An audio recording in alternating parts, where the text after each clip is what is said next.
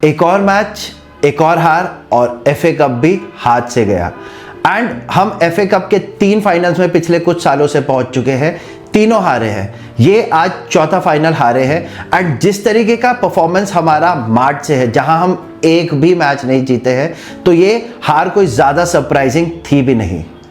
इस मैच में भी सेम वही गलतियां, सेम वही पैटर्न दिखाई दिया जो मार्च से दिखाई दे रहा है कि पोजीशन काफी था। इनफैक्ट सेकेंड हाफ में तो काफी जगहों पर हमने सिटी को डोमिनेट भी किया था, बट कटिंग एज था ही नहीं। डी के अंदर अटैकिंग इंटेंट थी ही नहीं, प्लेयर्स थे ही नहीं, क्रॉसेस डाले ही नहीं गए, पासेस या तो साइडवेज जाते हैं या बैकवर्ड्स जाते हैं। अटैकिंग इंटेंट के साथ आगे तो पासेस जाते ही नहीं है। हमारी बस कोशिश रहती है कि हम टीम्स को बीच में से स्प्लिट कर दें, एंड वो बड़ी टीम्स के अगेंस्ट पॉसिबल है नहीं। और इस हार के साथ यह भी सुनिश्चित हो गया कि अगले season European football Stamford bridge में तो खेला नहीं जाएगा। चैंपियंस लीग छोड़ दो, यूरोपा लीग छोड़ दो, इवन कॉन्फ्रेंस लीग भी चेल्सी नहीं क्वालिफाई कर पाई।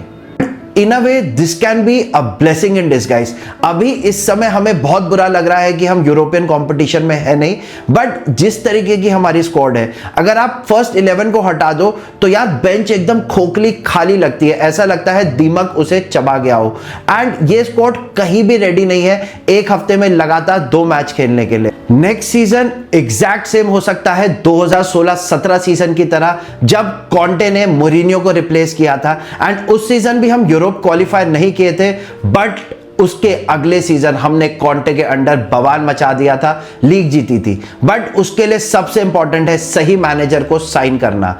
एरियोला एंड अलोंसो का नाम सामने आ रहे हैं, but as a Chelsea fan मैं चाहूंगा कि आज की रात ही अलोंसो को डॉटेड लाइंस पे साइन करा दिया जाए, क्योंकि कोई भरोसा नहीं है कि लिवरपूल शायद स्लॉट को सैक कर दे।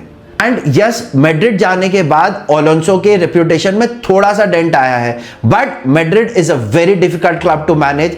एंड जो मिराकल्स उसने लेवरक्यूजन में किए थे with a young squad, and similar squad हमारे पास भी है, and he can work wonders with this Chelsea squad. इसके अलावा हमें जरूरत है एक एक्सपीरियंस सेंटर बैक और गोलकीपर की, जो पूरे डिफेंस को कमांड कर सके, and a goal scoring winger who can score 10 to 15 or 20 goals a season. Barcola available है, विनीशियस शायद अवेलेबल हो, तो हमें ऑल इन जाना चाहिए इनमें से एटलीस्ट एक प्लेयर को तो साइन करने के लिए। और अगर ऐसा हो जाता है तो कोई बड़ी बात नहीं है कि शायद अगले सीजन ही Chelsea premier league title contention में वापस आ जाए। Thank you.